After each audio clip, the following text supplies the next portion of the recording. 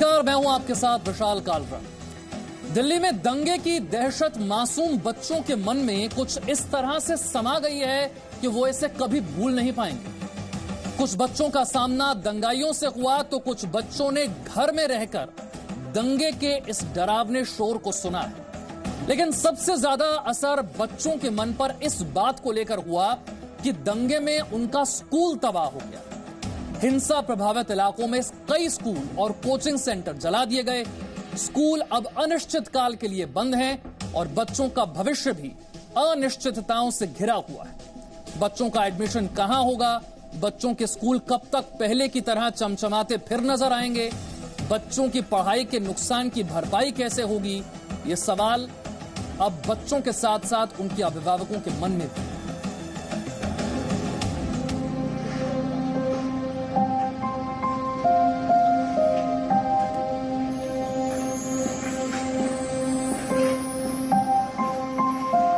School की इमारत हिंसा की आग में जलकर बेरंग हो गई है। स्कूल के बाहर खड़ी बस और कैब कबाड़ की तरह नजर आ रही है।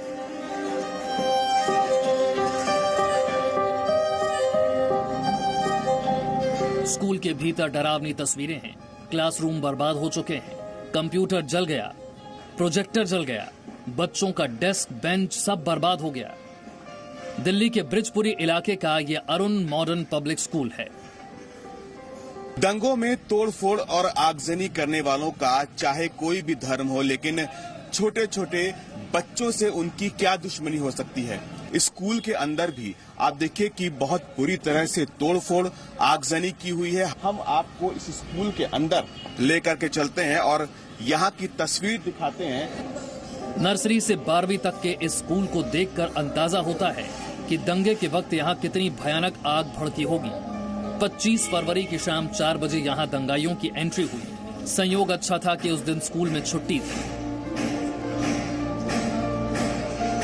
700-800 पब्लिक हमारे स्कूल के अंदर में। कुछ बोल रहे थे वो लोग? कुछ भी ना, हेलमेट और मुंह बंद के आए थे। हेलमेट लगा के मुंह बंद के आए थे। वो तो आग लगाने शुरू कर दी जब मैं यहाँ से निकल गया सर। पहले मेन गेट तोड़ के आग लगाने शुरू कर दी थी। उसके बाद बस के शीशा तोड़े, उसके बाद में गाड़ी आग लगाई। स्कूल में दाखिल होते ही एहसास होता है कि बात सिर्फ इतनी नहीं कि यहाँ से दंगाइयों का ग्रुप गुजर रहा था और स्कूल के सामने आने की वजह से उन्होंने यहाँ हमला कर दिया। स्कूल में हमले की कहानी के पीछे भी पूरी प्लानिंग नजर आती है। स्कूल के दफ्तर के ताले तोड़े गए, दरवाजे तोड़े गए और फिर आग लगाई गई।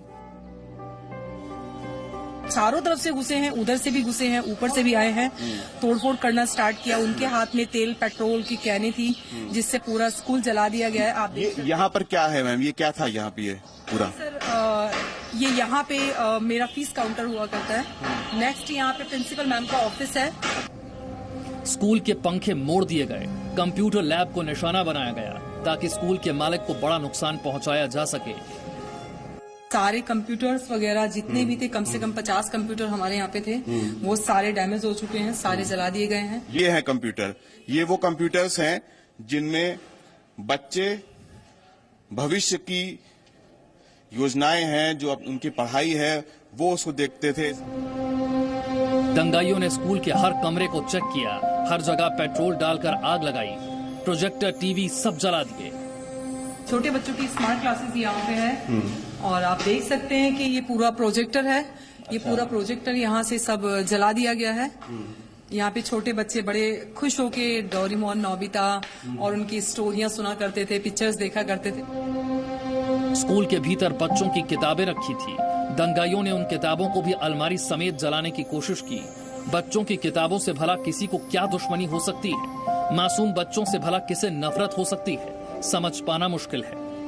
तो आप देख सकते हैं तस्वीर, ये हैवानियत की है। जो दंगाई है, ना ही उनका कोई धर्म है, ना ही उनकी कोई जात है और ना ही उनको किसी के साथ भी हमदर्दी है। छोटे छोटे बच्चों के स्कूल की किताबें, उनके कंप्यूटर्स, पूरी की पूरी क्लासरूम जो है बुरी तरह जला दी गई है।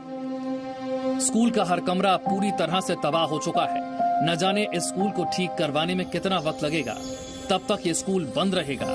यहाँ पढ़ने वाले बच्चे घर में रहेंगे, परीक्षा भी नहीं होगी। हालात ठीक होने के बाद स्कूल में पढ़ने वाले बच्चे अपने स्कूल को देखने आए। वो लोग भी आए जिनके बच्चे यहाँ पढ़ते हैं। ये देखिए छोटे छोटे बच्चे हैं, ये भी इसी स्कूल में पढ़ रहे हैं। ये बच्ची है, ये कौन सी क्लास में पढ़ते हो बेटा? फर्स्ट। क्या नाम है? नव्या। नव्या। आपको पता है दंगा क्या होता है? नहीं पता। अच्छा, आपका नाम क्या है बेटा? यशिका। यशिका, ये बताओ आपको पता है दंगा क्या होता है? यस। क्या होता है? लोगों के ऊपर हमला करना। दुख हुआ था कि अब स्कूल में क्या होगा।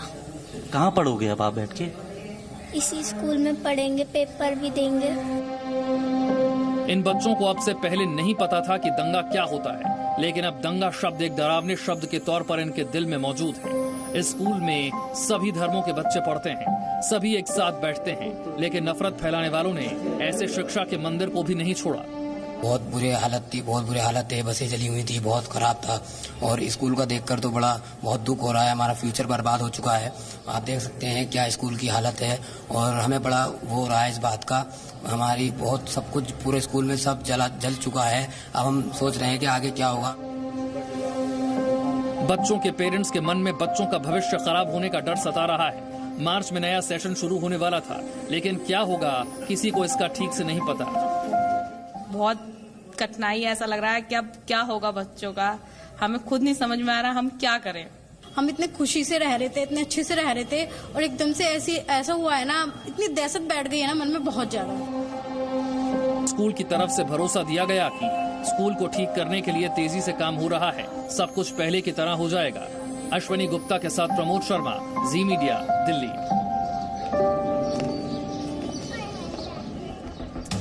दिल्ली के दंगों के पीछे साजिश रचने वालों ने देश के उस रीढ़ पर वार करने की कोशिश की है जिसकी बदौलत देश का भविष्य संवरता है। स्कूलों को जानबूझकर टारगेट किया गया। दिल्ली में जिस इलाके में दंगे हुए वहां के स्कूलों को चुन चुनकर टारगेट किया गया, निशाना बनाया गया। दिल्ली के शिव विहार इलाके की तस्वीरें आपने सोशल मीडिया पर भी देखी होंगी। एक स्कूल की 4 मंजिला इमारत से रस्सी के सहारे दंगाई उतरे, तो वहीं दूसरा वो स्कूल जिसके कैंपस में अब बेंच और डेस्क का कबाड़ जमा हुआ।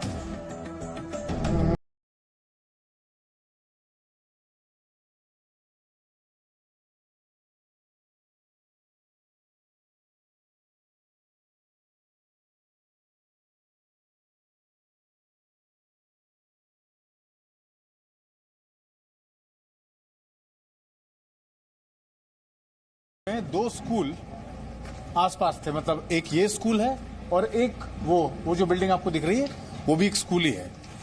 कभी ये स्कूल हुआ करते थे, यहाँ बच्चे पढ़ने आया करते थे, यहाँ बच्चों को पढ़ाया जाता था, लेकिन इन दोनों स्कूलों को आग के हवाले कर दिया गया। लाखों रुपए का नुकसान। शिव विहार का ये स्कूल पूरी तरह से बर्बाद हो गया। दंगाइयों ने न सिर्फ यहां अपना गुस्सा उतारा, बल्कि इस बात की पूरी कोशिश हुई कि ये स्कूल दोबारा खुलने की हालत में न आ सके। जहां ब्लैक बोर्ड है वहां की दीवार तक तोड़ दी गई और स्कूल के टॉयलेट तक को तबाह कर दिया गया। एक एक चीज, जरा अंदर आइए, कुछ तस्वीरें आपको अंदर के दिखाते हैं। और उस मंजर को देखने के बाद, जैसा हम बार बार कह रहे हैं कि इसका अंदाजा लगाना मुश्किल नहीं है आपके लिए कि कितना वेल प्लान था। जेनसेट से लेके बच्चों की बैठने के लिए जो कुर्सियां, डेस्क लगे हुए थे, पंखे, ब्लैक बोर्ड, बाउंड्रीज, गाड़ियां, बैनर्स, स्कूल के बोर्ड्स। और अब जरा अंदर आ जाइए, इधर की तस्वीर जरा देख लीजिए। स्कूल में ब्लैक बोर्ड से लेके, ये ब्लैक बोर्ड कभी, सोच लीजिए,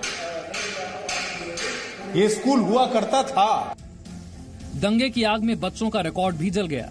स्कूल से जुड़े जरूरी कागजात, बच्चों की पढ़ाई का रिकॉर्ड, उनके सर्टिफिकेट्स सब बर्बाद हो गए।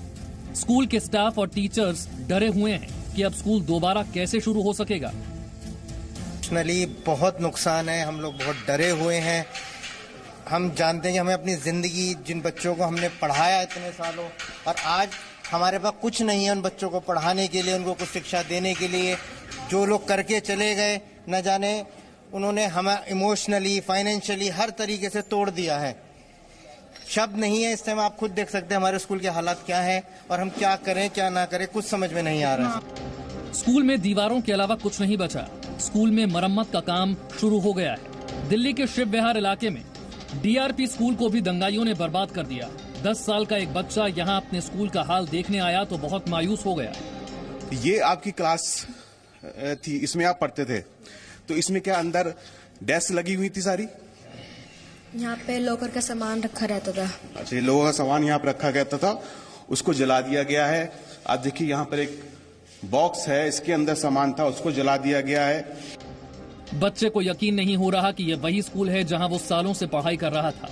इस बच्चे को CAA, NRC और दंगे के बारे में ठीक से पता तक नहीं, लेकिन इतना जरूर समझ आ रहा है कि जब नफरत की आग भड़कती है तो क्या होता है। अब ये स्कूल दोबारा कैसे खुलेगा, इस बच्चे को नहीं पता।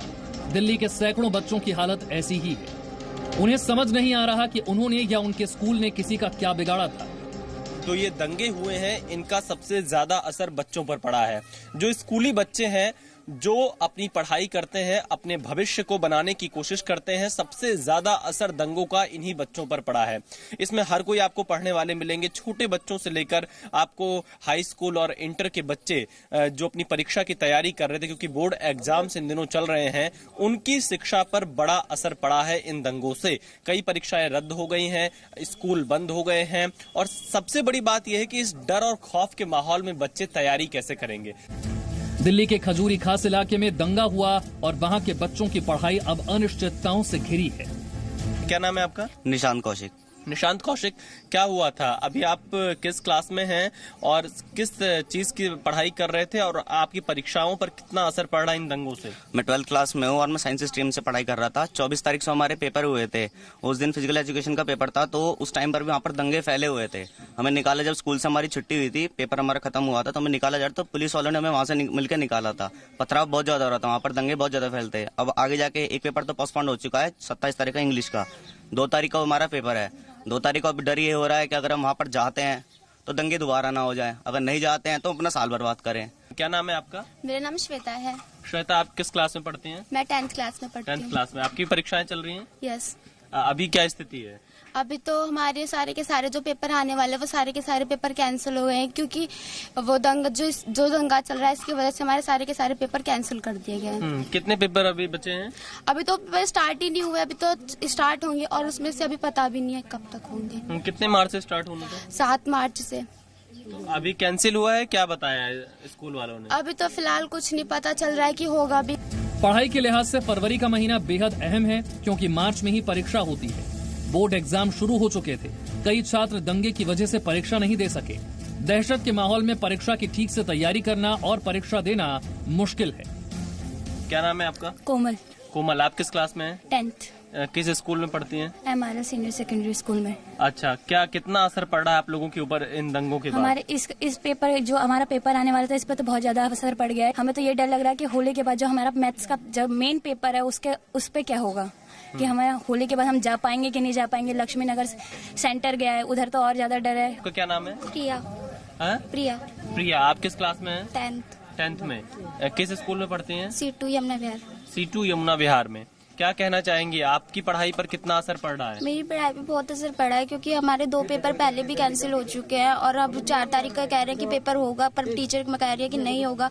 अब हमें यही नहीं पता कि हमारा पेपर होगा या नहीं होगा, पर लेकिन हम पेपर की तैयारी करें ना करें, हमें कुछ समझ में नहीं आ रहा। दिल्ली के दंगे में करोड़ों रुपए की बर्बादी हुई, लेकिन इन दंगों की वजह से बच्चों ने जो तकलीफ उठाई, उनके दिल में डर और दहशत ने घर बना लिया, वो अब कभी खत्म नहीं होगा।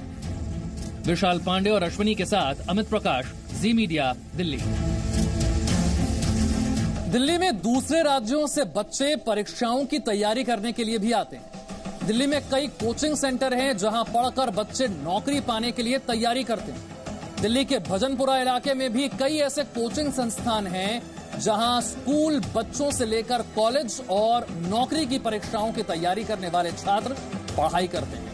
दंगे में इन कोचिंग सेंटर्स को भी टारगेट किया।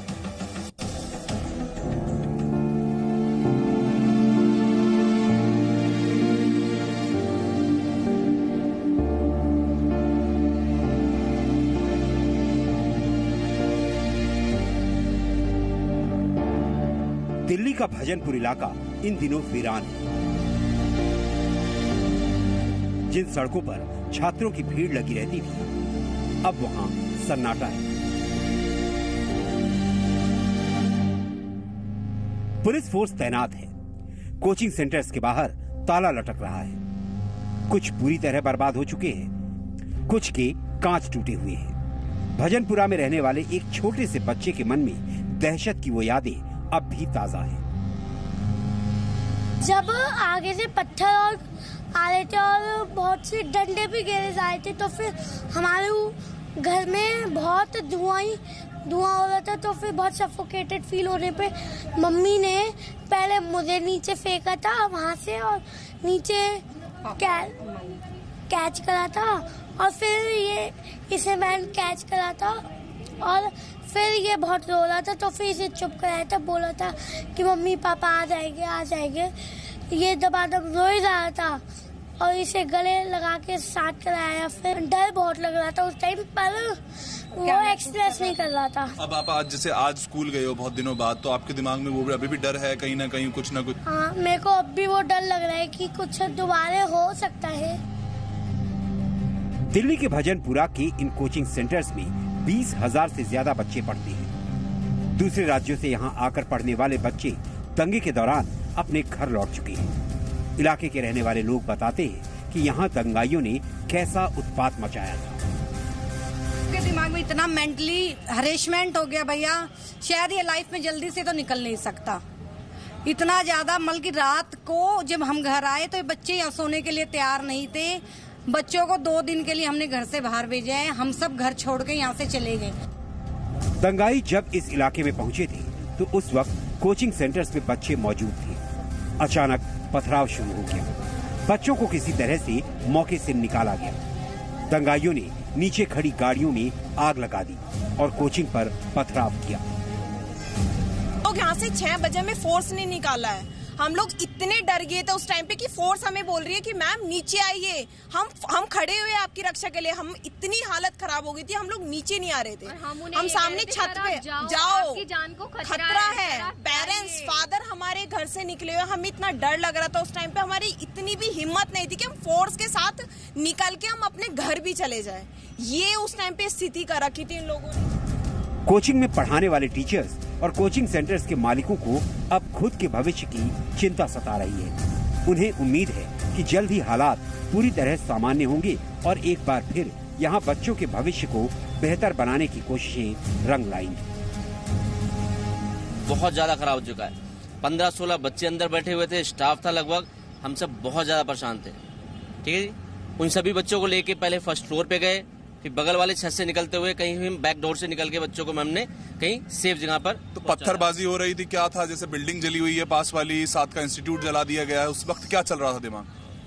सर बस यही चल रहा था कि ये जो एक एक्सीडेंटली इतना तेज काम हुआ है भाई, इसकी वजह से ऐसा ना रहे कि भाई आने वाले टाइम पे हम यहाँ पे काम करने लायक रहे या ना रहे, क्योंकि हम सब भी कहीं ना कहीं डर गए थे और बच्चे ज्यादा परेशान हो गए। दंगाई कोचिंग सेंटर्स को निशाना बनाने के साथ देश का भविष्य भी तबाह करने की नापाक इरादे से आए थे। जो 24 तारीख को जब भजनपुरा और इसके नजदीक में जब हिंसा शुरू हुई, तो दंगाई लगातार जो चीज उनको सामने दिखी, जो बिल्डिंग उन्हें सामने दिखी, उस पर हमला कर रहे थे। और ये इंस्टीट्यूट की तस्वीर दिखा रहा हूं मैं, जिसमें उस समय बच्चे पढ़ रहे थे। वो स्टूडेंट्स जो सपना देखते हैं, हजारों स्टूडेंट्स जो इस समय इस गली में भजनपुरा जो जाना जाता है, वो खासकर इस इंस्टीट्यूट्स के लिए जाना जाता है। यहाँ पर दूर दूर से बच्चे बाहर से, दिल्ली के बाहर से पढ़ने आते हैं। वो उस वक्त यहाँ पर मौजूद थे। तो अब आप सोचिए उनके परिवारों पर क्या गुजरी होगी। उन्होंने इन इंस्टीट्यूट्स पर भी पत्थर चलाए, इनको जलाने की कोशिश की गई। ये तबाह और वीरान पड़े स्कूल और कोचिंग सेंटर्स तो चंद दिनों में रंग रोगन के बाद आबाद हो जाएंगे, लेकिन दहशत की कहानी को भूलने में काफी वक्त लगेगा। वरुण भसीन, जी मीडिया, दिल्ली। तो अब कैसे होगी पढ़ाई? ये स्कूल, ये कोचिंग सेंटर वापस कब खुल पाएंगे? कब बच्चे नियमित रूप से वापस इसमें आ पाएंगे? सवाल वही बरकरार है। एक छोटा सा ब्रेक, फौरन हाजिर होंगे।